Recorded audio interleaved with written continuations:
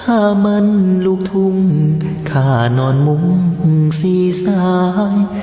ผูกด้วยเชือกจูงควายเอ็นกายแล้วสิ้นลำเค็น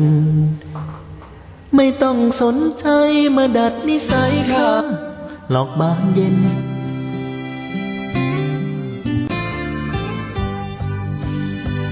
ข้ามันลูกทุ่งข้านอนมุ้งสีสาย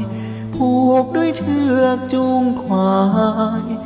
เอ็นกายแล้วสิ้นลำเค็นไม่ต้องสนใจมาดัดนิสัยข้าหลอกบานเย็นข้ามันลูกทุ่งเองก็คงเห็นข้าเป็นแค่คนเท้านาถ้าเองมองข้าว่าหัวข้าลาสมัยสุดที่เองทนได้